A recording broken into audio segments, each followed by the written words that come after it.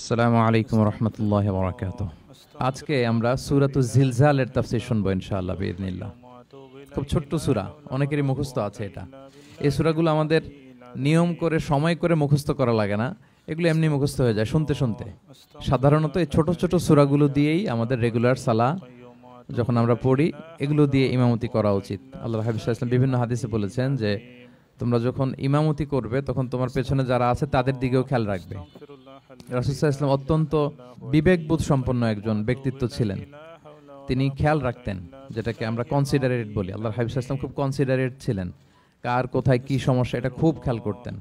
And he was a man of six senses. আমরা six সেন্সের কথা বলি, আমাদের অধিকাংশেরই 4টা সেন্স একসাথে কাজ করে, কারো 5টা 6টা সেন্স কাজ করে, এরকম মানুষ পাওয়া দুষ্কর। আল্লাহর হাবিব সাল্লাল্লাহু আলাইহি ওয়াসাল্লাম অত্যন্ত বিবেকবোধ সম্পন্ন একজন লোক ছিলেন। একবার তিনি সালাত খুব সংক্ষিপ্ত করলেন, তো সাহাবারা জিজ্ঞেস করলেন, ইয়া রাসূলুল্লাহ, এত সংক্ষিপ্ত কেন করলেন সালাত? তখন আল্লাহর হাবিব সাল্লাল্লাহু আলাইহি ওয়াসাল্লাম বললেন যে পেছনে বোনদের নামাজের সেকশনে ওখান থেকে একটা ছোট্ট বাচ্চার কান্নার আওয়াজ আমি শুনছিলাম। আমার মনে হচ্ছিল বাচ্চাটাকে সামলাতে মাটার খুব কষ্ট হচ্ছে, তো এই জন্য আমি সালাতটা সংক্ষিপ্ত করে দিয়েছি। দেখেন কিরকম সেন্সেশন, কতটা কনসিডারেট ছিলেন। একবার আবার আল্লাহর হাবিব সাল্লাল্লাহু আলাইহি ওয়াসাল্লাম মাগরিবের সালাত কিংবা এশার সালাতের কোন এক সেজদা অনেক লম্বা করে দিলেন। তখন সাহাবারা আবার প্রশ্ন করলেন, ইয়া রাসূলুল্লাহ সাল্লাল্লাহু আলাইহি ওয়াসাল্লাম, এত লম্বা দীর্ঘ সেজদা করতে তো ফরজ সালাতে আমরা কখনো দেখি না, কেন করলেন? অসুস্থ হলেন নাকি নামাজের মাঝখানে, অথবা ওহী নাজিল হচ্ছিল নাকি, এরকম কিছু ঘটলো নাকি? তো আল্লাহর হাবিব সাল্লাল্লাহু আলাইহি ওয়াসাল্লাম বললেন যে না, এগুলো কিছুই না, বরং আমার নাতি হাসান আমি সেজদারত অবস্থায় আমার পিঠের উপরে চড়ে বসেছিল, কাঁধের উপরে। তো আমি অপেক্ষা করছিলাম যতক্ষণ না তার খেলা শেষ না হয়, তার প্রয়োজন পূরণ না হয়, ততক্ষণ আমি সেজদায় লুটিয়ে পড়েছিলাম। হাসান যখন নেমেছে, তার প্রয়োজন পূরণ হয়েছে, আমি আবার সেজদা থেকে উঠে দাঁড়িয়েছি। দেখেন কতটা কনসিডারেট ছিলেন। তো এইভাবে আল্লাহর হাবিব সাল্লাল্লাহু আলাইহি ওয়াসাল্লাম ছোট ছোট সূরাগুলো দিয়ে ফরজ সালাতের ইমামতি করতে উদ্বুদ্ধ করতেন। মুআয ইবনে জাবাল রাদিয়াল্লাহু তাআলা আনহুকে উনি মদিনার পাশেই একটা এলাকার ইমাম হিসেবে অ্যাসাইন করেছিলেন। তো ওই এলাকার লোকজন ছিল শ্রমজীবী, ওট দিয়ে তারা পানি নিয়ে খেজুর বাগানে পানি সিঞ্চন করত। সারাদিন পরিশ্রম করে ওনারা সালাতে অংশগ্রহণ করত। তো একবার উনি মাগরিবের সালাতে সূরাতুল বাকারা তেলাওয়াত শুরু করলেন। কোরআনের সবচাইতে ছোট সূরা নাকি সবচাইতে বড় সূরা, 286 আয়াত বিশিষ্ট সূরা। তো ওনারা ছিলেন ক্লান্ত, শ্রান্ত, পরিশ্রান্ত। কেউ কেউ বিরক্ত হয়ে, ক্লান্ত হয়ে নামাজ ছেড়ে দিয়ে একা একা নামাজ পড়ে ফেললেন।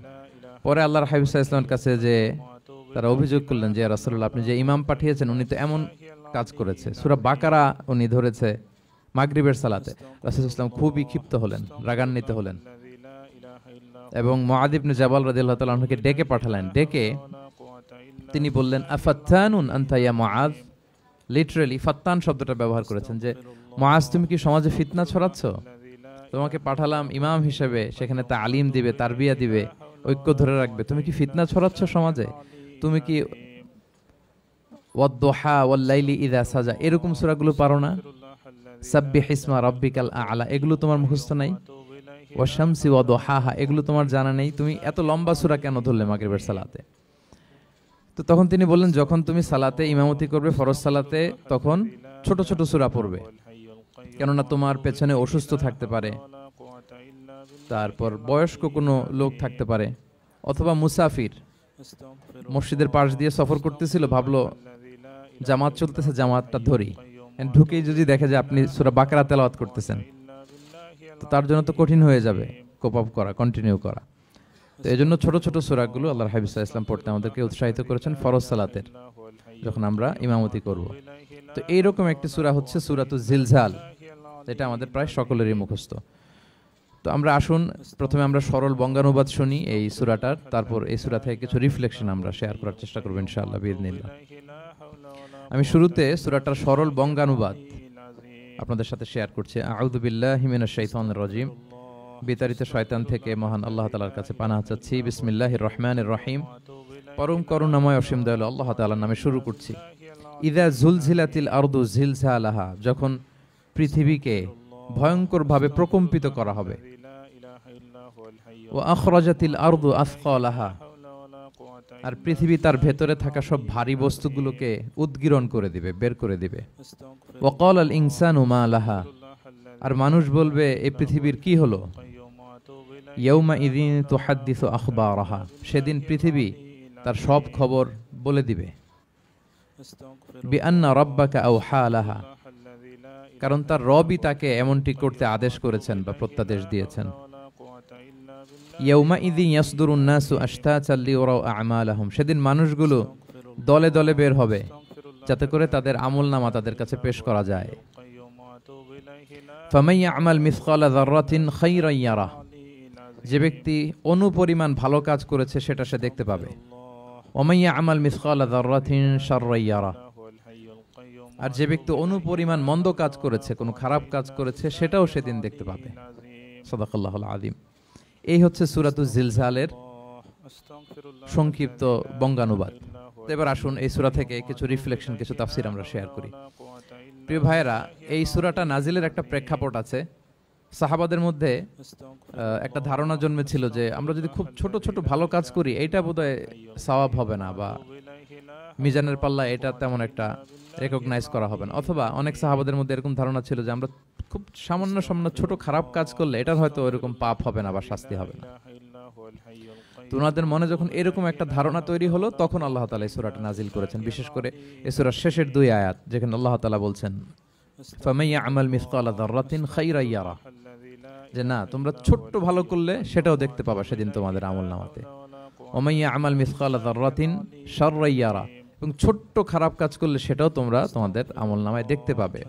তো সাহাবাদের এই চিন্তা, এই ধারণাটাকে ভুল প্রমাণ করবার জন্য, তারা যে ভুল ধারণা করছেন এটা বোঝাবার জন্য, জানাবার জন্যই আল্লাহ তাআলা বেসিক্যালি সূরাতুজ জিলজাল তিনি নাজিল করেন। এই সূরাটি কোরআনের ধারাক্রম অনুসারে 99তম সূরা। কোরআনের যে ধারাক্রম, সূরা ফাতিহা দিয়ে শুরু, তারপরে বাকারা, তারপর আলে ইমরান, সেই ধারাবাহিকতায় এটা কত নম্বর সূরা? 99 নম্বর সূরা। এবং সূরাটি মাদানী সূরা। কি সূরা?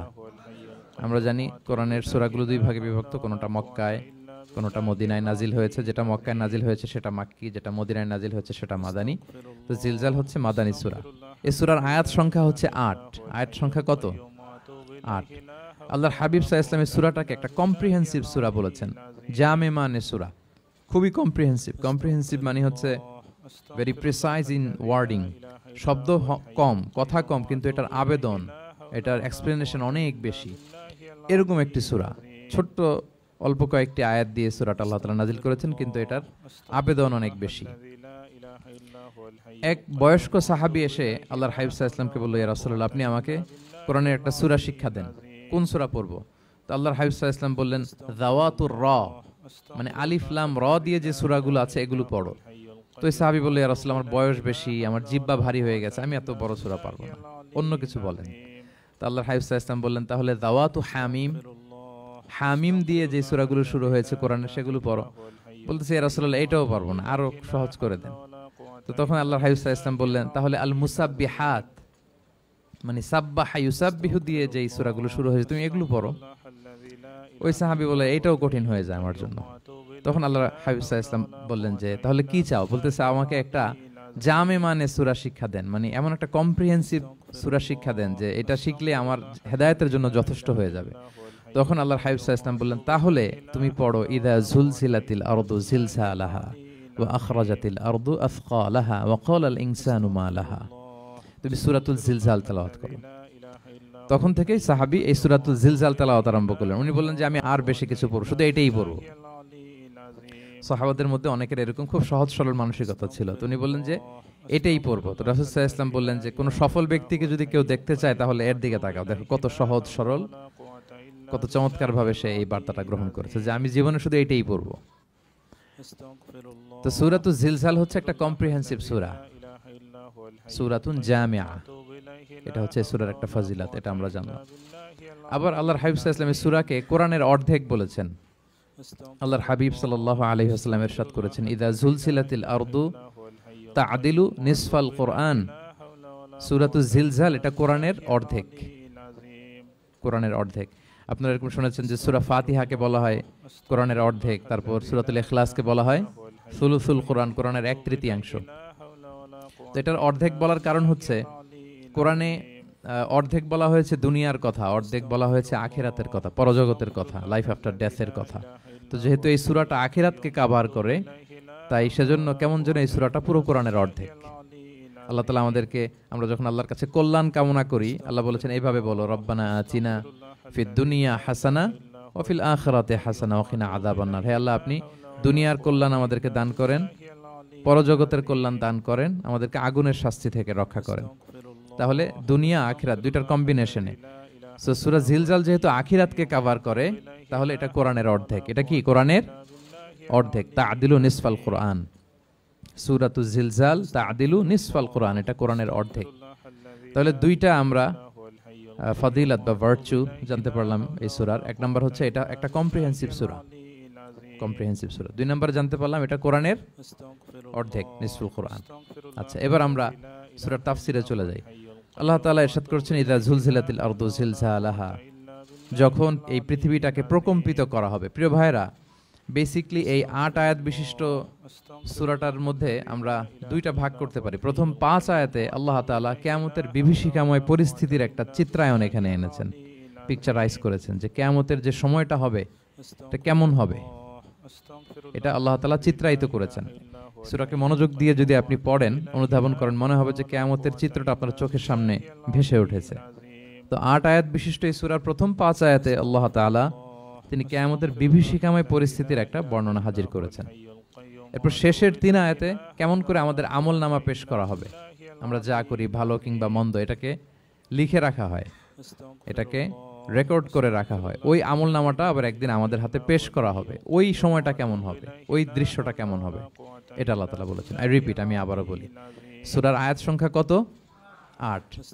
তো প্রথম 5 আয়াতে আল্লাহ তাআলা কিয়ামতের বিভীষিকাময় পরিস্থিতির বর্ণনা দিয়েছেন, আর শেষের 3 আয়াতে আমাদেরকে যে আমাদের আমলনামা পেশ করা হবে তার একটা চিত্র তুলে ধরেছেন। এবার মোটামুটি সহজ হয়ে আসছে না ব্যাপারটা?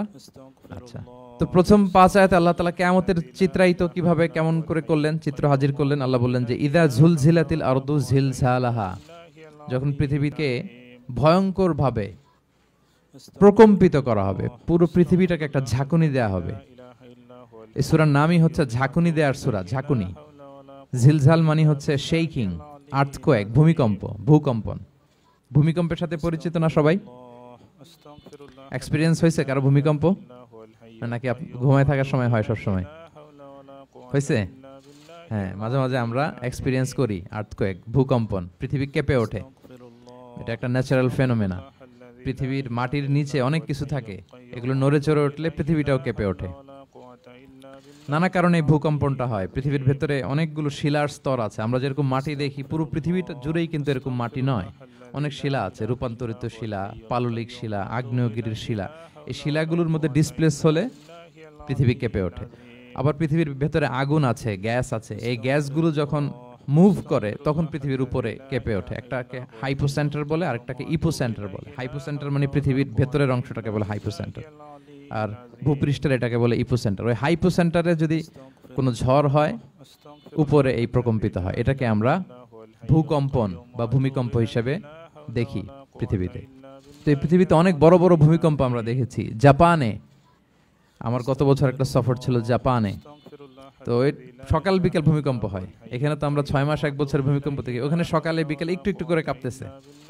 এর কারণ হচ্ছে ওইটা এমন একটা এলাকায় পড়েছে, প্যাসিফিক ফায়ার রিংস বলে, একটা প্লেটের উপর, 7টা ট্যাকটনিক প্লেটের উপর আল্লাহ তাআলা পৃথিবীকে সেট করেছেন। ওই ট্যাকটনিক প্লেটগুলো যদি একটার সাথে একটা ঘর্ষণ হয়, অনেক এনার্জি রিডিউস করে, ওইখান থেকে পৃথিবীর উপরে এরকম ভাইব্রেশন শুরু হয়, এই প্রকম্পনটা শুরু হয়। তো জাপানের বিভিন্ন সময় আমরা বড় বড় ভূমিকম্পের কথা শুনেছি। ওদের কান্টো সিটি আছে একটা, অনেক বড় ভূমিকম্প হয়েছিল 1920 সালে, লাখখানেক লোক মারা গিয়েছে। আপনাদের সুনামির কথা মনে থাকবার কথা, সুনামির কথা মনে আছে? কত সালে? 2004 সালে। এই ভূমিকম্পে পুরো একটা মহাদেশ কেঁপে উঠেছিল, দ্য এন্টায়ার এশিয়া, পুরো এশিয়াটা কেঁপে উঠেছিল। এটাকে আন্ডারসি মেগাথার্স্ট আর্থকোয়েক বলে। এত ভয়ঙ্কর ভূমিকম্প হয়েছে যে পুরো, মাঝে মাঝে ভূমিকম্পে তো 1টা 2টা দেশ আক্রান্ত হয়, এটা পুরো একটা মহাদেশ কেঁপে উঠেছিল। ওই ভূমিকম্পের কারণে ইন্দোনেশিয়াতে প্রায় 2.5 লাখ লোক মারা গিয়েছে, 2.5 লক্ষ। বান্দা আছে সুমাত্রাতে, হাইতিতে একবার একটা ভূমিকম্প হয়েছে, আর অনেক আগে লক্ষ লক্ষ লোক মারা গিয়েছে। তো এই যে ভূকম্পন, ভূমিকম্প, এর নামে আল্লাহ তাআলা বেসিক্যালি এই সূরাটা দিয়েছেন। তবে পৃথিবীবাসী যেই ভূকম্পন এক্সপেরিয়েন্স করেছে, কিয়ামতের সময় যে ভূমিকম্প হবে ওটা কি ওইরকম হবে? হ্যাঁ, ওটা ভয়ঙ্কর ভূমিকম্প হবে, মারাত্মক ভূমিকম্প। আল্লাহ তাআলা বলছেন, ইয়া আইয়ুহান নাসু তাকু রাব্বাকুম ইন্না যালজালাতাস সাআতি শাইউন আযীম। হে মানুষেরা, তোমরা আল্লাহকে ভয় করো আর তোমরা জেনে রেখো কিয়ামতের যে ভূমিকম্পটা হবে সেটা শাইউন আযীম। আযীম শব্দটা আল্লাহ যে কোনো জায়গায় ব্যবহার করেন না, যেটা খুব ভয়ঙ্কর হয়, মাত্রাতিরিক্ত, লিমিট ছাড়িয়ে যায়, ওটার ক্ষেত্রে আল্লাহ তাআলা আযীম বলেন। আল্লাহর হাবিব সাল্লাল্লাহু আলাইহি ইসলামের আচরণ, ওনার ক্যারেক্টারিস্টিক্স বলতে যে আল্লাহ এই শব্দ ব্যবহার করেছেন, ওয়া ইন্নাকা লাআলা খুলুকিন আযীম। নবী হে, আপনি সুমহান চরিত্রের উপর প্রতিষ্ঠিত, মানে এই চরিত্রের মধ্যে দাগ ফেলতে পারে এরকম কেউ নেই। সো আযীম শব্দটা কোরআনের যত জায়গায় ব্যবহার করেছেন, আল্লাহ নিজের ক্ষেত্রে বলেছেন সূরা আয়াতুল কুরসির শেষে, ওয়া হুয়াল আলিয়ুল আযীম, তিনি হচ্ছেন আলী এবং আযীম, সুমহান। তো কিয়ামতের এই ভূকম্পনের ক্ষেত্রে আল্লাহ তাআলা এই আযীম শব্দটা ব্যবহার করেছেন, ইন্না যালজালাতাস সাআতি শাইউন আযীম। এটা মারাত্মক হবে সেদিনকার ভূমিকম্প, সাধারণ ভূমিকম্প নয়। ইযা রুজ্জাতিল আরদু রাজ্জা ওয়া বুসাতিল জিবালু বাসসা, পুরো পৃথিবীটা একসাথে কেঁপে উঠবে, পাহাড়গুলো ভেঙে চুরে তছনছ হয়ে যাবে। এটা হবে বেসিক্যালি যখন ইসরাফিল আলাইহিস সালাম উনি ট্রাম্পিটে ফুৎকার দিবেন, হুইসেল দিবেন সিঙ্গার মধ্যে, নুফিখা ফিস সূর, সূরের মধ্যে যখন তিনি ফুৎকার দিবেন। আপনারা ইসরাফিল আলাইহিস সালামের একজন ফেরেশতা, ওনার নাম শুনেছেন না? One of the major angels, major একজন ফেরেশতা। আল্লাহ তাআলা ওনাকে সৃষ্টি করেছেন এই বিশাল হুইসেলে একটা ফুৎকার দেওয়ার জন্য, আর কোনো কাজ নাই, ওনার অ্যাসাইনমেন্ট এই একটাই। সৃষ্টির পর থেকে আজ অবধি বিশাল হুইসেলটা নিয়ে আল্লাহর আরশের দিকে তিনি তাকিয়ে আছেন, অপলক নেত্রে, পলকও ফেলেন না চোখের, যে কখন আল্লাহ তাআলা অর্ডার করবেন, করার সাথে সাথে ফুৎকার দিবেন তিনি, আবার না দেরি হয়ে যায়, আবার না আল্লাহর আদেশ পালনে কোনো গাফলতি হয়ে যায়। সৃষ্টির পর থেকে ওনার একটাই অ্যাসাইনমেন্ট, এই বিশাল সুর ট্রাম্পিট নিয়ে হুইসেল দেওয়ার জন্য আল্লাহর আরশের দিকে তাকিয়ে আছেন। যে মুহূর্তে আমরা এখন কথা শুনছি এখনো তাকিয়ে আছেন উনি। তিনটা ফুৎকার দেওয়ার জন্য আল্লাহ তাআলা ওনাকে সৃষ্টি করেছেন। প্রথম ফুৎকারটাকে বলে নাফখাতুল ফাজা, যে ফুৎকারের সাথে সাথে মানুষগুলো তটস্থ হয়ে যাবে, পৃথিবীর মানুষ তটস্থ হয়ে যাবে। যখন তটস্থ হবে তখন কি অবস্থা হবে সেটাই আল্লাহ তাআলা এই সূরার প্রথম আয়াতে বললেন, যে ইদা জুলজিলাতিল আরদু জিলজালাহা, যখন পুরো পৃথিবীকে প্রকম্পিত করা হবে মারাত্মকভাবে। ইসরাফিল আলাইহিস সালাম প্রথম যে ফুৎকারটা দিবেন তখন পুরো পৃথিবী কেঁপে উঠবে, মারাত্মকভাবে কেঁপে উঠবে। তারপরের যে ফুৎকার দিবেন তখন সব মরে যাবে, আমরা পৃথিবীতে কেউই বেঁচে থাকবো না, তখন মানুষ মরে যাবে, জিন জাতি মরে যাবে, সমস্ত ফেরেশতারাও মরে যাবে। যেই ফেরেশতা মালাকুল মাউত, যিনি মৃত্যুর ফেরেশতা, যার মাধ্যমে আল্লাহ তাআলা মৃত্যু ঘটিয়ে থাকেন, তারও মৃত্যু ঘটবে। সে আল্লাহ তাআলার কাছে বলবে, আল্লাহ পৃথিবীর সবাই মরেছে আপনার আদেশ অনুযায়ী, মানুষ, জিন, ইবলিস সবাইকে আমি মৃত্যু দিয়েছি, তাদের রূহ কবজ করেছি, এখন কি হবে? আল্লাহ তাআলা বলবেন, এখন তুমি মরবে, মুতিয়া মালাকুল মাউত, এখন তুমি মরো। মালাকুল মাউত তখন মারা যাবে। এত ভয়ঙ্কর একটা চিৎকার দিয়ে মালাকুল মাউত জগৎ থেকে বিদায় নিবে। আল্লাহর হাবিব সাল্লাল্লাহু আলাইহি ওয়াসাল্লাম বলেন, ওই ভয়ঙ্কর চিৎকার যদি পৃথিবীবাসী শুনতে পেত তাহলে আলাদা করে ইসরাফিলের সিঙ্গার ফুৎকার দেওয়ার প্রয়োজন হতো না, প্রতিটা মানুষ তাদের কানের পর্দা ফেটে মুহূর্তেই লাশ হয়ে পড়ে যেত। মালাকুল মাউত মরে যাবে, তখন মহাবিশ্বে আর কেউ থাকবে না একটা সত্তা ছাড়া। তিনি কে? আল্লাহ সুবহানাহু ওয়া তাআলা। সূরা আর-রহমানে আল্লাহ তাআলা চমৎকার ভাবে বলেছেন, কুল্লু মান আলাইহা ফান ওয়া ইয়াবকা ওয়াজহু রাব্বিকা যুল জালালি ওয়াল ইকরাম। পৃথিবীতে যা আছে সব নিঃশেষ হয়ে যাবে একমাত্র তিনি ছাড়া। তিনি হচ্ছেন অব্যয়, অক্ষয়, অবিনশ্বর, চিরঞ্জীব, শাশ্বত।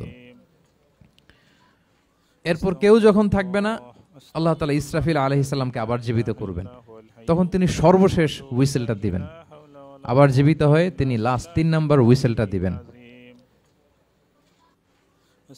লাস্ট হুইসেলটা যখন দেয়া হবে তখন জমিন থেকে সব মৃত লাশগুলো আবার জীবিত হয়ে দাঁড়াতে শুরু করবে। মিনহা খালাকনাকুম ওয়া ফিহা নুঈদুকুম ওয়া মিনহা নুখরিজুকুম তারাতান উখরা, মাটি থেকে বানিয়েছি, মাটির কবরে তোমাদের পাঠিয়েছি, আবার মাটি থেকে তোমাদেরকে উত্থিত করা, আবার সবাই উঠবে। এই 3টা হুইসেল দেওয়ার জন্য আল্লাহ তাআলা সাইয়েদনা ইসরাফিল আলাইহিস সালামকে সৃষ্টি করেছেন। ওনার প্রথম হুইসেল দেওয়ার পরে কি অবস্থা হবে, কি রিঅ্যাকশন হবে, ওইটা আল্লাহ তাআলা সূরাতুল জিলজালের প্রথম আয়াতে বললেন, ইযা জুলজিলাতিল আরদু জিলজালাহা, যখন পুরো পৃথিবীটা প্রকম্পিত হবে, মারাত্মকভাবে প্রকম্পিত হবে। ওয়া আখরাজাতিল আরদু আফকালাহা, আর যখন জমিন তার ভেতরে থাকা ভারী বস্তুগুলোকে উদ্গীরণ করে দেবে, বমি করে বের করে দেবে, ভমিটিং করবে বা নিক্ষেপ করবে। পৃথিবীর ভেতরে কি আছে? তাফসিরে এসেছে আল মাউতা ওয়াল কুনুজ, অর্থাৎ মৃত ডেড বডিগুলো। সেই আদম আলাইহিস সালামের সময় থেকে শুরু করে কিয়ামত পর্যন্ত পৃথিবী সব ডেড বডিগুলোকে ধারণ করে তার ভেতরে, তাই না? জীবিতদেরকে ভূপৃষ্ঠ উপরে ধারণ করে, আর মৃতদেরকে জমিন তার পেটের ভেতরে ধারণ করে। তো আখরাজাতিল আরদু আফকালাহা, জমিন ভারী বস্তুগুলোকে উদ্গীরণ করবে, তাহলে সব ডেড বডিগুলোকে তখন বের করে দিবে। আর কুনুজ যত আছে, মিনারেলস, যত খনিজ পদার্থ আছে পৃথিবীর ভেতরে, স্বর্ণ, যত মিনারেল আছে, ইউরেনিয়াম থেকে শুরু করে যত গ্যাস আছে, প্লাটিনাম আছে, যা আছে, আগুন, অগ্নিকুণ্ড, সব কিছু জমিন বের করে দিবে। মারাত্মক এক বিস্ফোরণের মধ্য দিয়ে জমিন সবকিছু উদ্গীরণ করে বের করে দিবে। তাহলে দেখেন, কিছুটা সামহাও আপনাদের সামনে চিত্রায়িত হচ্ছে না কিয়ামতটা কেমন হবে? যদি একটু কল্পনা করেন, যেভাবে আল্লাহ তাআলা বলছেন যে ইদা জুলজিলাতিল আরদু জিলজালাহা, পুরো পৃথিবীটা প্রকম্পিত হবে। ওয়া আখরাজাতিল আরদু আফকালাহা, জমিন তার ভেতরের বস্তুগুলো বের করে দিবে, ভারী বস্তুগুলো, অর্থাৎ ডেড বডি এবং যত খনিজ পদার্থ আছে সেগুলো। ওয়াকাল আল ইনসানু মা লাহা, মানুষ বলবে পৃথিবীর হলো কি? হোয়াটস হ্যাপেনিং, কি হচ্ছে, কি হলো পৃথিবী এরকম কেন করতেছে? যে আয়াতটা বলেছিলাম যে ইন্না জালজালাতাস সাআতি শাইউন আযীম, সেখানে আল্লাহ তাআলা বলছেন ইয়াউমা তারাউনাহা তাযহালু কুল্লু মুরদিআতিন আম্মা আরদাআত ওয়া তাদউ কুল্লু যাতি হামলিন হামলাহা ওয়া তারান নাসা সুকারা ওয়া মা হুম বিসুকারা ওয়ালাকিন্না আযাবাল্লাহি শাদীদ। মানুষের ফার্স্ট রিঅ্যাকশন কি হবে এই আর্থকোয়েকের পরে? এই আয়াতে চমৎকার ভাবে আল্লাহ তাআলা বলছেন। আল্লাহ বলছেন যে পরিস্থিতিটা এত ভয়ঙ্কর হবে, কারণ এরকম ভূকম্পন তো পৃথিবীবাসী দেখেনি। এত মারাত্মক ভূমিকম্প হবে যে দুধ খাওয়াচ্ছে এরকম মা তার দুধের বাচ্চার কথা ভুলে যাবে। আল্লাহু আকবার। দেখেন এখানে উপমাটা কিরকম। সাধারণত দুধের বাচ্চার প্রতি মায়ের আলাদা একটা টেক কেয়ার থাকে, মানে তাকে রেখে এদিক সেদিক যায় না, গেলেও চোখে চোখে রাখে, বা কোথাও গেলে অন্যকে বলা যায় তুমি একটু দেখো, কি এরকম করে না? দুধের বাচ্চা তো সে খুবই ছোট বাচ্চা, তার আলাদা কেয়ারের প্রয়োজন হয়, এক্সট্রা কেয়ারের প্রয়োজন হয়। তো দুধ খাওয়ায় ব্রেস্ট ফিডিং মাদার কখনো তার বাচ্চাকে চোখের আড়াল করতে দেয় না বা চায় না। আল্লাহ বললেন যে তখন পরিস্থিতি এত ভয়ানক হবে যে নিজের দুধের বাচ্চার কথাই মা ভুলে যাবে। তারপর এখনো পরিপূর্ণ হয়নি পেটের ভেতরে বাচ্চা, এরকম মা যারা আছে গর্ভবতী, সাধারণত কয় মাস পরে বাচ্চা ডেলিভারি হয়? 8 মাস 9 মাস পরে। দেখা যাবে যে 2 মাসের বাচ্চা এখনো ভ্রূণ, 3 মাসের বাচ্চা, 4 মাসের বাচ্চা। এই ভয়ঙ্কর পরিস্থিতির চোটে যত গর্ভবতী নারী আছে সব মুহূর্তে ডেলিভারি করে দেবে, মুহূর্তে, ইনস্ট্যান্ট। দাতু হামলিন হামলাহা, যত মা আছে গর্ভবতী সবাই, প্রেগনেন্ট মহিলারা মুহূর্তে ডেলিভারি করে দেবে, প্রি ম্যাচিউরড বেবি, কেউ ভ্রূণ, কেউ 3 মাসের, কেউ 4 মাসের বাচ্চাগুলো ডেলিভারি হয়ে যাবে। মানুষগুলো পঙ্গপালের মতো দৌড়াতে থাকবে, বিক্ষিপ্ত পতঙ্গের মতো দৌড়াতে থাকবে মানুষ। আর বলবে ওয়াকাল আল ইনসানু মা লাহা, মানুষ তখন, মানুষের ফার্স্ট রিঅ্যাকশন হবে যে মা লাহা, কি হলো, হোয়াটস হ্যাপেনিং, কি হচ্ছে, কিছুই বুঝতে পারতেছি না, মা লাহা, পৃথিবীর কি হলো। ইয়াউমা ইদিন তুহাদ্দিসু আখবারাহা, সেদিন পৃথিবী সবকিছু বর্ণনা করে দিবে, সব বয়ান দিয়ে দিবে। আমরা এই পৃথিবীর উপরে জমিনে যা করি সব কিন্তু পৃথিবীর মধ্যে রেকর্ডেড থাকে। জমিন সেদিন বয়ান দিবে, সেদিন আসলে সবকিছুই বয়ান দিবে। জমিন বয়ান দিবে, হাত পা সাক্ষী দিবে, যেখানে মানুষ যে সমস্ত জিনিসের মাধ্যমে, যেই টুলসগুলোর মাধ্যমে পাপ করেছে, অন্যায় করেছে, সবকিছু সেদিন সাক্ষী দিবে। আর সব সাক্ষীর বড় সাক্ষী হবে সেদিন এই জমিন। জমিন হবে সেদিন রাত সাক্ষী। জমিন হবে কি সাক্ষী? রাত সাক্ষী। ইয়াউমা ইদিন তুহাদ্দিসু আখবারাহা, আল্লাহ জমিনকে বলবে এবার তুমি পাপের বয়ান দাও, রাত সাক্ষী হয়ে তুমি বয়ান দাও কি কি ঘটেছে তোমার উপরে। কারণ আমরা যত পাপই করি না কেন, যত কাজই করি না কেন, সব জমিনের উপরই করি, তাই না? তো জমিন সেদিন বয়ান দিবে, সাক্ষী দিবে। ইয়াউমা ইদিন তুহাদ্দিসু আখবারাহা। জমিন কিভাবে সাক্ষী দিবে, জমিন কিভাবে কথা বলবে? আল্লাহ তাআলা বলছেন বিআন্না রাব্বাকা আওহা লাহা, কারণ তার রব জমিনকে সেদিন কি করেছে? আদেশ করেছে, প্রত্যাদেশ করেছে। আল্লাহ তাআলার আদেশে জমিন সেদিন কথা বলবার সুযোগ পাবে, সব বয়ান দিবে কি কি হয়েছে জমিনের ভেতর, কি কি অন্যায় হয়েছে, কি কি পাপ হয়েছে, কি কি সংগঠিত হয়েছে, সব ধরে ধরে জমিন সেদিন বর্ণনা করবে। তাহলে প্রথম 5টা আয়াত আমরা বলে ফেললাম, যে প্রথম 5টা আয়াতে কিয়ামতের বিভীষিকামী পরিস্থিতির একটা পিকচারাইজেশন পাইছেন আপনারা। হ্যাঁ, ভয় লাগতেছে আপনাদের? ভয় লাগতেছে? সেদিনকার পরিস্থিতি কেমন হবে খুব সংক্ষিপ্ত পরিসরে একটা বর্ণনা আমাদের সামনে আসছে না? এই 5 আয়াতে চলে আসছে। কিন্তু ভয়ঙ্কর হবে সেই দিনটা, কেউ কাউকে চিনবে না। ইয়াউমা ইয়াফিরুল মারউ মিন আখিহি ওয়া উম্মিহি ওয়া আবিহি ওয়া সাহিবাতিহি ওয়া বানিহি লিকুল্লি ইমরিইম মিনহুম ইয়াউমা ইযিন শা'নুন ইউগনি। ভাই ভাইকে দেখে পালাবে, পরিচয় দিবে না। বন্ধু বন্ধুকে দেখে পালাবে, স্বামী স্ত্রীকে দেখে পালাবে, প্রিয়তমা স্ত্রীকে পরিচয় দিবে না, কলেজের টুকরা সন্তানকে পরিচয়, কেউ কাউকে চিনবে না। সবাই নাফসি নাফসি, সবাই নাফসি নাফসি। কোনো পোশাক ছাড়া বস্ত্রহীন হয়ে উঠবে। আম্মা জান আয়েশা রাদিয়াল্লাহু তাআলা আনহা বিষ্ণু ইসলামকে বলবেন, ইয়া রাসূলুল্লাহ, তাহলে মানুষ কি লজ্জিত হবে না বস্ত্রহীন অবস্থায় উঠলে? তখন রাসূল সাল্লাল্লাহু আলাইহি ওয়াসাল্লাম বললেন, লিকুল্লি ইমরিইম মিনহুম ইয়াউমা ইযিন শা'নুন ইউগনি। প্রত্যেকের এমন একটা ভয়ঙ্কর অবস্থা হবে যে তার গায়ে কাপড় আছে কি নাই, সে কি রকম অবস্থায় আছে এটাই সে ভুলে যাবে, মানে ওই টেন্ডেন্সি তার থাকবে না। এত ভয়ঙ্কর হবে সেদিনটা। সেই ভয়ঙ্করতম দিনে আল্লাহ তাআলা আমাদেরকে হেফাজত করুক। আল্লাহর হাবিব সাল্লাল্লাহু আলাইহি ওয়াসাল্লাম বলেছেন, সে ভয়ঙ্করতম দিনে আল্লাহর সুশীতল আরশের নিচে 7 শ্রেণীর লোকজন ছায়া পাবে। ওই 7 শ্রেণীর অন্তর্ভুক্ত যেন আমরা হতে পারি, আল্লাহ তৌফিক দান করুক। সম্মানিত ভাইয়েরা, তাহলে সূরা জিলজালের 8 আয়াত বিশিষ্ট সূরার প্রথম 5 আয়াত আমরা কভার করলাম। আমরা বলেছি যে প্রথম 5 আয়াতে আল্লাহ তাআলা কিয়ামতের বিভীষিকাময় পরিস্থিতির বর্ণনা দিয়েছেন, সেটা গেল। পরের 3 আয়াতে কি নিয়ে আলোচনা করা হয়েছে বলেন তো দেখি, মনে আছে কিনা? হ্যাঁ, আমল কিভাবে পেশ করা হবে, আমল নামা, সেটা নিয়ে আল্লাহ তাআলা বলেছেন। আল্লাহ তাআলা শুরু করছেন, আল্লাহ বলছেন যে ইয়াউমা ইযি ইয়াসদুরুন নাসু আশতাতা। সেদিন মানুষগুলো দলে দলে বের হবে, দলে দলে এসে বের হবে। কেন? লিউরাউ আ'মালাহুম, যাতে করে তাদের আমল নামা তাদেরকে দেখানো যায়। তার মানে কি করেছি সেদিন আমল নামা আমরা দেখব। ইয়াউমা ইযি ইয়াসদুরুন নাসু আশতাতাল লিউরাউ আ'মালাহুম, যাতে করে তাদের আমল নামা তাদেরকে দেখানো যায়। তার মানে সেদিন আমরা আমাদের আমল নামা দেখব, কি করেছি না করেছি সব সেদিন সে আমল নামায় থাকবে। তো আমল নামাটা 2 ভাবে দেয়া হবে, হাদিসে এসেছে, কোরআনের আয়াতও এসেছে। নেককার লোকদের আমল নামা ডান হাতে দেয়া হবে, সামনের দিক থেকে। আর পাপাচারী, সীমা লঙ্ঘনকারী, জালিমদের আমল নামা পেছন থেকে বাঁ হাতে দেয়া হবে, পেছন থেকে এনে বাঁ হাতে। আর নেককারদের সামনে থেকে ডান হাতে। আল্লাহ তাআলা যেন আমাদেরকে ডান হাতে আমল নামা দান করেন।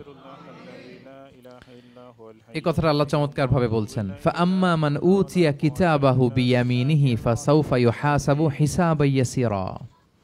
সেদিন আল্লাহ তাআলা যাকে ডান হাতে আমলনামা দিবে তার হিসাবটা সহজ হবে। আল্লাহর হাবিব সাল্লাল্লাহু আলাইহি ওয়াসাল্লাম সব সময় এই দোয়াটা করতেন, আল্লাহুম্মা হাসিবিনা হিসাবান ইয়াসিরা। হে আল্লাহ, আপনি আমার হিসাবটাকে সহজ করেন, হে আল্লাহ, আপনি আমার হিসাবটাকে সহজ করেন। এই দোয়াটা আপনারাও পড়বেন, আল্লাহুম্মা হাসিবিনা হিসাবান ইয়াসিরা। দেখেন, আল্লাহর হাবিব সাল্লাল্লাহু আলাইহি ওয়াসাল্লামের ব্যাপারে বলা হয়েছে গুফিরা লাহু মা তাকাদ্দামা মিন যামবিহি ওয়া মা তাআখার। আল্লাহর হাবিব সাল্লাল্লাহু আলাইহি ওয়াসাল্লামের আগের পরের সব গুনাহ মাফ। আদতে তো গুনাহই নাই, নিষ্পাপ ছিলেন তিনি, মাসুম। নবীরা হচ্ছেন মাসুম। তারপরেও আল্লাহর হাবিব সাল্লাল্লাহু আলাইহি ওয়াসাল্লাম এই দোয়াটা করতেন, আল্লাহুম্মা হাসিবিনা হিসাবান ইয়াসিরা। এরপরও তিনি এই দোয়াটা সবসময় করতেন। তাহাজ্জুদের সালাতে দাঁড়ালে দাঁড়িয়ে থাকতে থাকতে ওনার পা ফুলে যেত। সিজদায় যে কাঁদতে কাঁদতে জামা ভিজিয়ে ফেলতেন, হাত্তা বাল্লা লিহিয়াতাহু, দাড়ি ভিজিয়ে ফেলতেন, হাত্তা বাল্লা হাজারাহু, জামা ভিজিয়ে ফেলতেন, হাত্তা বাল্লাল আরদা, সিজদায় পরে কাঁদতে কাঁদতে জমিন ভিজিয়ে ফেলতেন। তো আম্মা জান আয়েশা রাদিয়াল্লাহু তাআলা আনহা বলতেন, ইয়া রাসূলুল্লাহ, এত কষ্ট কেন করেন? আপনার পা ফুলে যায়, কাঁদতে কাঁদতে আপনি হয়রান হয়ে যান। আল্লাহ তো বলেছেন যে আপনার আগের পরের সব গুনাহ মাফ। আল্লাহর হাবিব সাল্লাল্লাহু আলাইহি ওয়াসাল্লাম বলতেন, আফালা উহিব্বু আন আকুনা আবদান শাকুরা। হে আয়েশা, আমি কি শুকরগুজার বান্দা হতে পছন্দ করব না? আল্লাহ তাআলা আমাকে ক্ষমা করেছেন, আমাকে স্পেশাল স্ট্যাটাস দিয়েছেন। এই যে আল্লাহ তাআলার বিশেষ অনুগ্রহ, এটার শুকরিয়া স্বরূপ আমি কি তার কাছে নিজেকে পেশ করব না? তো দেখেন, আল্লাহর হাবিব সাল্লাল্লাহু আলাইহি ওয়াসাল্লাম যার কোনো গুনাহ নাই, তিনিও দোয়া করতেন, আল্লাহ আমার হিসাবটা সহজ করো। সেদিন যার হিসাব সহজ হবে তার জন্য সবকিছু মিলে যাবে, তার মুক্তি। আর যদি আল্লাহ হিসাব কঠিন করে, হাদিসে এসেছে, আল্লাহ যদি কাউকে জিজ্ঞেস করে, মান নুকিশা উযযিবা। নুকিশা এসেছে নিকাশ থেকে। আমরা বাংলা একটা কথা বলি না, হিসাব নিকাশ। নিকাশ বলেন আপনারা? নিকাশ, হিসাব নিকাশ বলেন। নিকাশটা আরবি শব্দ। মান নুকিশা উযযিবা, যার নিকাশ নেওয়া হবে, হিসাব নিকাশ নেওয়া হবে, উযযিবা, তাকে আল্লাহ শাস্তি দিবেন। যদি বলে এটা করলা কেন, ওখানে গেলা কেন, এটাতে জড়িত হইলা কেন, এই কেন কেনর প্রশ্ন বানে যদি আল্লাহ তাআলা আমাদের জর্জরিত করেন তাহলে অবস্থা খারাপ। আল্লাহ আমাদেরকে হেফাজত করুক। আর যাকে আল্লাহ তাআলা অনুগ্রহ করবেন, অনেককে আল্লাহ তাআলা এইভাবে অনুগ্রহ করবেন, আল্লাহ বলবেন তুমি যে এই পাপটা করছিলা মনে আছে? তখন বান্দা বলবে আল্লাহ মনে আছে, আমি স্বীকৃতি দিচ্ছি, অ্যাকনলেজ করছি আল্লাহ আমি পাপী, আল্লাহ আমি ভুল করে ফেলেছি। আল্লাহ বলবে এটা দুনিয়ার কেউ জানে না, আজকে আমিও জানাবো না কাউকে, যাও তুমি আমার এই ডান হাতের নিচ দিয়ে জান্নাতের ভেতরে ঢুকে যাও। আল্লাহুম্মা জাআলনা মিনহুম, আল্লাহুম্মা জাআলনা মিনহুম, আল্লাহুম্মা জাআলনা মিনহুম ইয়া রাব। আল্লাহ তুমি আমাদেরকে তাদের অন্তর্ভুক্ত করো, আমরা পড়ি আমিন। আল্লাহর হাবিব সাল্লাল্লাহু আলাইহি ওয়াসাল্লাম বলতেন আল্লাহুম্মা হাসিবিনা হিসাবান ইয়াসীরা, আল্লাহ আপনি আমাদের হিসাবকে সহজ করুন। ফাআম্মা মান উতিয়া কিতাবাহু বিয়ামিনিহি, তাহলে হিসাব সহজ হবে কাদের? যাদেরকে আল্লাহ কোন হাতে আমলনামা দিয়েছেন? ডান হাতে। ফাসাউফা ইউহাসাবু হিসাবান ইয়াসীরা, তাদেরকে সহজভাবে হিসাব নেওয়া হবে। ওয়ায়ানকালিবু ইলা আহলিহি মাসরুরা, তারা তাদের পরিবারের সাথে খুব আনন্দ উৎফুল্লতার সাথে মিলিত হবে। আর ওয়া আম্মা মান উতিয়া কিতাবাহু ওয়ারাআ যাহরি, আর যাদেরকে পেছন থেকে আমলনামা দেয়া হবে বা হাতে, ফাসাউফা ইয়াদউ সুবুরা, তারা মৃত্যু কামনা করবে সেদিন, মৃত্যু ধ্বংস কামনা করবে, তারা নিজেদের ধ্বংস। ওয়ায়াসলা সাঈরা, আর তারাই জাহান্নামে অন্তর্ভুক্ত হবে, জাহান্নামে তারাই প্রবেশ করবে। বলে আয়াযু বিল্লাহ, নাউযু বিল্লাহ, আল্লাহ আমাদেরকে তুমি হেফাজত করো। তাহলে আমলনামার পর্বটা কেমন হবে? আল্লাহ বলছেন ইয়াউমা ইযি ইয়াসদুরুন নাসু আশতাত, দলে দলে মানুষ উঠবে, কবর থেকে আসবে, লিউরাউ আ'মালাহুম, যাতে করে তাদের আমলনামা তাদেরকে দেখানো হয়। আর আমলনামা কারো আসবে সামনে থেকে ডান হাতে, কারো আসবে, আমরা যেন ডান হাতে পাই নাকি? এই ফরিয়াদ, এই প্রার্থনা আমরা আল্লাহর কাছে করি। এবার আমলনামা পেয়ে গেলাম আমরা সবাই হাতে, এবার আল্লাহ তাআলা আমাদেরকে বলবেন তোমরাই একটু পড়ো তোমাদের আমলনামা। ইকরা ইকরা কিতাবাকা কাফা বিনাফসিকা আল-ইয়াউমা আলাইকা হাসিবা, পড়ো তোমার আমলনামা, হিসেবের জন্য তুমিই যথেষ্ট আজকে।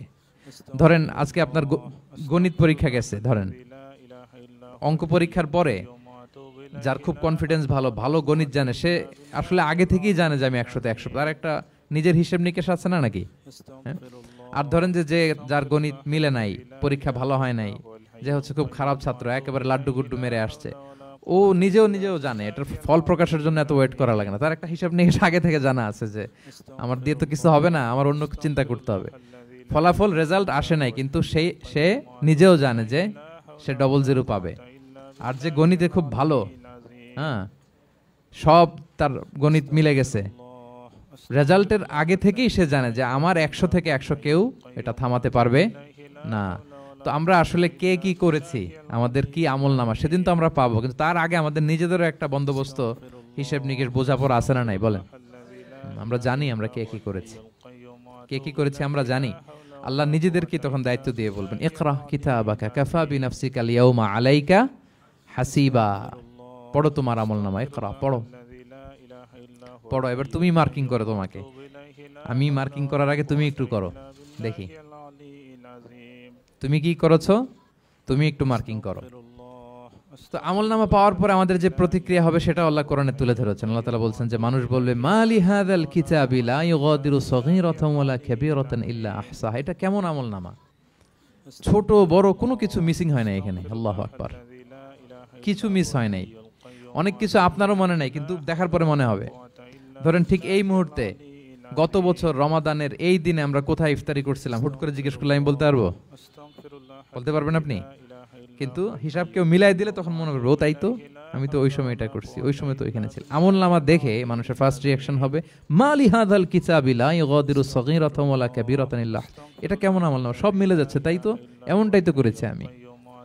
সগীরাতান ওয়ালা কাবীরা, ছোট বড় তুচ্ছ নগণ্য সব আল্লাহ তাআলা তুলে ধরেছেন সেখানে, সব আমলনামায় তুলে ধরেছেন। মুমিনরা তো আমলনামা পেয়ে মহা খুশি, তাদের চেহারা হবে সেদিন উজ্জ্বল, প্রফুল্ল, প্রস্ফুটিত। উজুহু ইয়াউমা ইযিম মুসফিরা দাহিকাতুম মুস্তাবশিরা, উজ্জ্বল থাকবে তাদের চেহারা। আর আরেক দলের চেহারা, যাদের আমলনামা বা হাতে দেয়া হয়েছে, তারা চিৎকার করবে, তারা নিজেদের ধ্বংস কামনা করবে, মৃত্যু কামনা করবে, তারা বাঁচার জন্য মুমিনদের কাতারে ঢুকে যেতে চাইবে। আল্লাহ তাআলা বলবেন না, আজকে ঢোকার সুযোগ নাই। ওয়ামতাজুল ইয়াউমা আইয়ুহাল মুজরিমুন, পাপীদেরকে আজকে আলাদা করে ফেলো। সীমাহুম ফি উজুহিহিম মিন আসারিস সুজুদ, তাদের চেহারার মধ্যে সিজদার দাগ দেখে ফেরেশতারা জান্নাতীদেরকে আলাদা করবেন, জাহান্নামীদেরকে আলাদা করবেন। এবার যখন বলা হবে আমলনামা পড়ো, তোমাদের কোনো মন্তব্য আছে কিনা, তারা অস্বীকার করবে। শুরুতে বাঁচার জন্য কি করবে? দুনিয়াতে যেরকম হয়, সুপ্রিম কোর্টে দাঁড়িয়ে, কাঠগড়ায় দাঁড়িয়ে যেটা করে মানুষ, বাঁচার সর্বশেষ চেষ্টাটা করে, অস্বীকার করে, মিথ্যা বলে, বলে না? সেদিনও মানুষ অস্বীকার করবে, তারা বলবে আল্লাহ এটা আমি করি নাই। কি বলবে? করি নাই। তা আল্লাহ তাআলা কি প্রমাণ করে দিতে পারবেন যে তারাই এটা করেছে? হ্যাঁ, এত এত ফ্যাক্টর অথেন্টিকেশন আল্লাহর কাছে থাকবে যে মানুষ অবাক হয়ে যাবে। আমরা যে মোবাইলে 3 ফ্যাক্টর 4 ফ্যাক্টর অথেন্টিকেশন দেই না, হ্যাঁ, আল্লাহর কাছে এরকম অনেকগুলো ফ্যাক্টর অথেন্টিকেশন থাকবে। আল্লাহ তাআলা প্রমাণ করে ছাড়বেন যেটা তুমিই করেছো। আল্লাহ তাআলা বলবেন এই আমলনামা যদি বিশ্বাস না হয়, আমার কিরামান কাতিবিনের কাছে একটা ব্যাকআপ ফাইল আছে, ওটার সাথে মিলাবো। কিরামান কাতিবিনা ইয়ালামুনা মা তাফআলুন, তোমরা যা করেছো সব তারা জানে, সব লিখে রেখেছে। কিরামান কাতিবিনের ব্যাকআপ ফাইল আনার পরে দেখা যাবে যে আমলনামা হুবহু একেবারে পাই টু পাই মিলে গিয়েছে। তারপরও তারা অস্বীকার করবে, বলবে যে আল্লাহ আমরা করি নাই, তোমার ফেরেশতারা ভুল করে লিখছে। এরকম নানা ধরনের অজুহাত, নানা ধরনের মিথ্যাচার তারা করতে চাইবে। আল্লাহ তাআলা তখন বলবেন যে ওয়াকুল্লা ইনসানিন আলজামনাহু তাইরাহু ফি উনুকিহি ওয়া নুখরিজু লাহু ইয়াওমাল কিয়ামাতি কিতাবান ইয়ালকাহু মানশুরা। আমাদের এই যে গ্রীবা লগ্নে আমরা যা করি সব কিছুর একটা ব্যাকআপ ফাইল আছে এখানে, সেদিন আল্লাহ তাআলা সেখান থেকে বের করবেন আমাদের আমলনামা। আল্লাহু আকবার। এই যে আমরা যা বলি এখানে রেকর্ড হয়ে যায়, এই জায়গাটাতে, গলার এইখানটাতে আল্লাহ রেকর্ড করে রাখেন। এবং সেদিন এখান থেকে আল্লাহ তাআলা একটা প্রিন্ট আউট বের করে দেখাবেন যে এই দেখো তোমার আমলনামা, কিরামান কাতিবিনের আমলনামা ব্যাকআপ ফাইল, এই যে তোমার এখানে গ্রীবা লগ্নে আমি যেটা রেখেছি সেভ করে, এটাও মিলে যাচ্ছে। এরপর মানুষ অনেকে বিশ্বাস করবে না। ফিঙ্গারপ্রিন্ট দিয়ে আল্লাহ তাআলা মিলাবেন। দুনিয়াতে আমরা বায়োমেট্রিক অথেন্টিকেশন করি না, এটা আয়াহসাবুল ইনসানু আল্লাহ নাজমা ইযামা বালা কাদিরিনা আলা আন নুসাউইয়া বানানা। কারো ফিঙ্গারপ্রিন্টের সাথে কারোটা মিলে না, অস্বীকার করার কোনো সুযোগ থাকবে? এরপরও অনেকে বিশ্বাস করবে না, এরপরও অনেকে মানতে চাইবে না। আল্লাহ তাআলা আজবুজ জানাব থেকে আরেকটা কপি বের করবেন। আমাদের প্রত্যেকের ব্যাকবোনের নিচে কক্সিক্স আছে, ট্রায়াঙ্গেল, ছোট্ট একটা হাড্ডির কণা, আমাদের যে শিরদাঁড়ার একেবারে নিচে, এটাকে হাদিসের ভাষায় বলে আজবুজ জানাব। ইন্না ফিল ইনসানি আযমান, মানুষের দেহে একটা ছোট্ট হাড্ডি কণিকা আছে, লা তাআকুলুহুল আরদু আবাদা, জমিন কখনো ওই হাড্ডি কণিকা খেতে পারে না। ওয়া মিনহা ইউরাক্কাবুল খালকু ইয়াউমাল কিয়ামা, কিয়ামতের দিন সেখান থেকে সৃষ্টিকে আবার তোলা হবে। সেটার সাথে আল্লাহ তাআলা মিলাবেন, সেখান থেকেও প্রমাণিত হবে। এরপর আল্লাহ তাআলা ভিডিও রেকর্ড দেখাবেন। ওয়াকুল্লা শাইইন আহসাইনাহু ফি ইমামিম মুবিন নামক ভিডিও রেকর্ডার দিয়ে তখন আপনি সরাসরি দেখবেন যে এই তো আপনি ওই জায়গায় গিয়েছেন, এই তো আপনি পাপ কাজ করেছেন, এই তো আপনি অন্যায় কাজ করেছেন, এই তো আপনি জুলুম করেছেন, এই তো সীমা লঙ্ঘন করেছেন, সব কিছু আপনি একেবারে ভিজুয়াল প্রেজেন্টেশন, আর অস্বীকার করার কোনো সুযোগ থাকবে না। তারপরেও যারা অস্বীকার করবে যে আল্লাহ আমি করি নাই, আল্লাহ বলেন আলিয়াউমা নাখতিমু আলা আফওয়াহিহিম ওয়া তুকাল্লিমুনা আইদিহিম ওয়া তাশহাদু আরজুলুহুম বিমা কানু ইয়াকসিবুন, সেদিন তার মুখকে আমি সিলগালা করে দেব, আর সুযোগ দেওয়া হবে না। অনেক অস্বীকার করেছো, তার হাত সাক্ষী দিবে, তার পা সাক্ষী দিবে, সেদিন আল্লাহ তাআলা প্রমাণ করেই ছাড়বেন যে এই পাপ তুমি করেছো। তাহলে আমলনামা কিভাবে আল্লাহ দিবেন? আল্লাহ বলেন ইয়াউমা ইযি ইয়াসদুরুন নাসু আশতাতা, দলে দলে আসবে, লিউরাউ আ'মালাহুম, যাতে করে তাদেরকে আমলনামা দেখানো হয়। ফামান ইয়া'মাল মিসকালা যাররাতিন খাইরান ইয়ারা, অনুপরিমাণ ভালো করেছো তো সেটা তুমি দেখতে পাবে, অনুপরিমাণ খারাপ করেছো তো সেটাও তুমি দেখতে পাবে। যাররা মানে হচ্ছে অণু, অ্যাটম, বস্তুর ক্ষুদ্রতম একক, একেবারে অণুর কথা আল্লাহ তাআলা বলেন যে একেবারে ছোট্ট কাজ সেটাও তুমি দেখতে পাবে, ছোট্ট খারাপ কাজ সেটাও দেখতে পাবে। আমরা অনেক সময় ছোটখাটো জিনিসগুলোকে গুরুত্ব দেই না। আল্লাহর হাবিব সাল্লাল্লাহু আলাইহি ওয়াসাল্লাম বলেছেন ওয়ালা তাহকিরান্না মিনাল মা'রুফি শাইআ ওয়ালাউ আন তালকা আখাকা বিওয়াজহিন তালিক, তোমরা কোনো ছোট ভালো কাজকে এটাকে আন্ডারমাইন করো না, ছোট মনে করো না, যে কোনো ভালো কাজ হোক এটাকে ছোট করবে না। ইভেন তুমি তোমার ভাইয়ের সাথে দেখা হলো যে মুচকি হাসি দিয়ে কথা বলো, এটারও তুমি মনে করো না যে এটা কাজে লাগে, এটাও কাজে লাগবে, এটাও সেদিন মিজানের পাল্লায় তোমার নাজাতের বড় মেজর একটা ওসিলা হয়ে যেতে পারে। আপনি যে আপনার ভাইয়ের সাথে মুচকি হাসি দিয়ে কথা বলেন, এটা সাদাকার সওয়াব হয়। Your smile to your brother it's a charity, তাবাসসুমুকা ফি ওয়াজহি আখিকা সাদাকা, দেখলেন সালাম দিলেন, একটা মুচকি হাসি, এটা সাদাকা দেওয়ার সওয়াব। সুবহানাল্লাহ, এটাও সেদিন কাজে লেগে যাবে। সো ফামান ইয়া'মাল মিসকালা যাররাতিন খাইরান ইয়ারা ওয়া মান ইয়া'মাল মিসকালা যাররাতিন শাররান ইয়ারা, ছোট্ট ভালো কাজ যদি করো সেটাও দেখবে, ছোট্ট খারাপ কাজ যদি করো সেটাও দেখতে পাবে। যত ছোট ভালো কাজ করেন, রাস্তায় একটা ধরেন যে কলার ছোলা পড়েছিল, ভাবলেন যে এইটা সরাই দেয় একটু, আমি ইমাতাতুল আযা আনিত তরিক হবে, মানুষ পিছলে পড়লে পা ভাঙবে। তো এই ময়লাটা একটু সরাই দিলেন, কলার একটা ছোলা পরে ছিল খোসা, এটা ফেলে দিচ্ছেন, দেখবেন যে ওই দিন এটাও রেজিস্টার করা আছে, এটাও লেখা। একজনকে মুরব্বী একজন আসছে, আপনার বসার সিট ছিল, ওনার সিট ছিল না, উঠে দাঁড়িয়ে তাকে বসার সুযোগ করে দিয়েছে, ওই দিন দেখবেন যে এটাও লেখা, এটার জন্য অনেক সওয়াব রেজিস্ট্রেশন করা আছে। একজন রাস্তা দিয়ে যাচ্ছিল, জিজ্ঞেস করতেছে ভাই যে এই জালান অমুকটা কোথায়, তো আপনি বলে দিলেন যে জালান গুম্বাকটা তো এইদিকে, তো সে আপনার কারণে ওই দিন সঠিক পথে যেতে পারলো। আপনার কাছে মনে হয়েছে ছোট্ট ফিউ সেকেন্ডসের একটা নেক কাজ, কিন্তু সেদিন দেখবেন আমলনামায় সেটাও লেখা।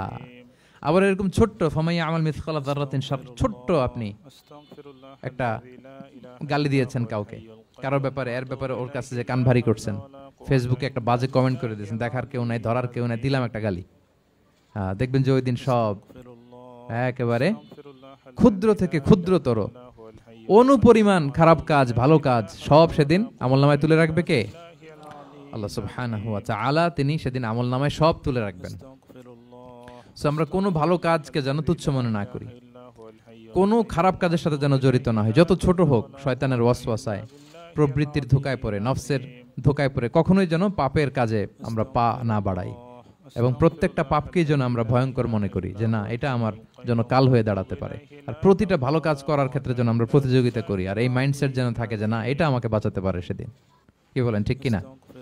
তাহলে আল্লাহ তাআলা শেষ করলেন ফামাইয়া আমাল মিসকালা যাররাতিন খাইরান ইয়ারা। প্যাস লেগে যায় না? লেগে যায়, স্বাভাবিক। আগে খাইরান, পরে শাররান। অনুপরিমাণ ভালো করলে সেটাও সে সেদিন কি পাবে, অনুপরিমাণ খারাপ করলেও পাবে। দেখেন, এটা একটা আশা জায়গা নিয়েছে আমাদের, কিন্তু হোপফুল করে, তাই না? আমরা অনেক সময় এমন হয় যে ভালো কাজ করছি, কেউ দেখে নাই। হ্যাঁ, আপনি এই আয়াতটা খেয়াল করবেন যে না, কেউ দেখে নাই, কিন্তু দেখেছে কে? আল্লাহ দেখেছেন, উনি দেখলেই চলবে, আমার আমলনামা এটা ঠিকই থাকবে। কোন এক কারণে সমাজের সবাই আপনাকে ভুল বুঝেছে, misunderstanding, everyone got you wrong, আসলে আপনি ঠিক ছিলেন। সবাই পরিস্থিতি, সামাজিক, এটা সেটা, এরকম হয় না যে সবাই ভুল বুঝতেছে, আসলে আপনি ঠিকই করছেন। সবাই ভুল বুঝুক, আপনার আমলনামায় সেটা ভালো কাজ হিসেবে লেখা থাকবে, ঠিক কিনা? অনেক সময় ঠকায় লোকজন, আমাদেরকে ঠকায় নানাভাবে, আমরা হয়তো তার সাথে পেরে উঠি না। মাঝে মাঝে কিছু ভিডিও আমি দেখি, এই আপেল বিক্রি করতেছে, কি অদ্ভুত ব্যবসায়ী, তো দেখাচ্ছে খুব ভালো ভালো আপেল, আপনারা দেখেছেন কিনা জানি না। সে আবার ওই পলিথিনের ভিতরে পচা নষ্ট আপেলগুলোর কয়েকটা প্যাকেট করে রাখে, তো আপনি বেছে বেছে ভালো, যেই ভালো আপেলে দিবেন সেটাই সে নিয়ে প্যাকেটে দিয়ে দিচ্ছে। মাপটাপ করার পরে আপনি যখন টাকা বের করতেছেন বা অন্য মনস্ক, হুট করে সে ওই পচা আপেলের ওইটা, আপনার একই পলিথিন, একই ওজনের তার একটা হিসাব থাকে, ওইটা ধরায় দিচ্ছে। তা আপনি কোত্থেকে না কোত্থেকে আপেল কিনছেন, বাসা হয়তো অনেক, বাসায় যেয়ে দেখেন সর্বনাশ, কি টসটসে পাকা আপেলগুলো বেছে বেছে দিলাম, এখন দেখি পচা, তো ওরে তো আর পাবেন না, ওরে আর ধরাও হইল না। আপনি ভাবছেন হিসাবটা এখানেই শেষ? হ্যাঁ, এখানেই শেষ না, lot of unsettled issue yet to be settled. এরকম অনেক কিছু আছে দুনিয়াতে আপনি সেটেল করতে পারেন নাই, সেটেল হবে সেদিন। দ্য কনসেপ্ট অফ আখিরা যদি না থাকতো, this worldly life would be a joke. আখিরা বলে যদি কিছু না থাকতো, এই পৃথিবীটা আসলে একটা জোক ছিল, জোক। কেটে টুকরা টুকরা করে বস্তাবন্দি করে ফেলে রাখছে ডোবার মধ্যে, কেউ দেখে নাই, হদিস নাই, এটা সাক্ষীও পাওয়া, বিচারও হচ্ছে না। আর বিচারের যে দীর্ঘসূত্রিতা, আপনি ভাবছেন শেষ, এখানেই শেষ? Not that easy brother. একদিনে ঋণ তাকে শোধ করতে হবে। ফামাইয়া আমাল মিসকালা যাররাতিন খাইরান ইয়ারা ওয়া মাইয়া আমাল মিসকালা যাররাতিন শাররান ইয়ারা। ছোট্ট ছোট্ট ভালো যেখানে আল্লাহ লিখে রাখবেন, এই বড় বড় লোক ঠকানো, জুলুম, অপরাধ, এগুলোর বিচার হবে না একদিন? বলেন, বিচার হবে। তাহলে কনসেপ্ট অফ আখিরা, এটা আমাদেরকে আশাবাদী করে। এই যে আমরা কেউ দাদা হারিয়েছি, বাবা হারিয়েছি, আমরা বিশ্বাসীরা, আমরা হতাশ হই না, আমরা বিশ্বাস করি আমি তো আমার বাবাকে পাচ্ছি ওইখানে। তো ক্ষণিকের একটা সময়, দুনিয়ার জীবনটা কি ক্ষণিকের। দিস দুনিয়া কম্পেয়ার টু আখিরা ইজ নাথিং, অ্যাবসলিউটলি নাথিং। আখিরাতের তুলনায় এটা তো কিছুই না। আমার দাদাকে পাবো, বাবাকে পাবো, তার মানে আখিরা, কনসেপ্ট অফ আখিরা আমাদেরকে হোপফুল করে, আশাবাদী করে। দুনিয়াতে আমাকে ভুল বুঝেছে, মানুষ ঠকিয়েছে, আমি অনেক কিছুর বিচার পাই না, আমি সেদিন পাবো। তো আপনাকে হোপফুল করছে না, এটা আশাবাদী করছে না? আখিরাত আমাদেরকে কি করে? আশাবাদী করে। যত জুলুম, অত্যাচার, যেগুলোর বিচার এই দুনিয়াতে হয় নাই, সেদিন সে বিচারটা হবে। ফামাইয়া আমাল মিসকালা যাররাতিন খাইরান ইয়ারা ওয়া মাইয়া আমাল মিসকালা যাররাতিন শাররান ইয়ারা। প্রিয় ভাইরা, তাহলে পেয়েছেন সূরাতুল জিলজালের আলোকে কিয়ামতের বিভীষিকাময় চিত্র এবং কেমন করে আমলনামা আমাদের সামনে পেশ করা হবে আপনাদের কাছে ক্লিয়ার হয়েছে? আল্লাহ তাআলা আমাদের সবাইকে ডান হাতে আমলনামা দিয়ে ধন্য করুক। আমরা যত নেক কাজ করেছি, ভালো কাজ করেছি, সবগুলোর বদলা, প্রতিদান, রিওয়ার্ড যেন আমরা সেদিন পাই। আল্লাহ তৌফিক দান করুক। আল্লাহ আমাদেরকে কোনো হিসাব ছাড়া বিনা হিসাবে জান্নাতে হিসেবে কবুল করুক। আল্লাহ তাআলা আমাদের সবাইকে কথাগুলো বোঝার ও আমল করার তৌফিক দান করুক।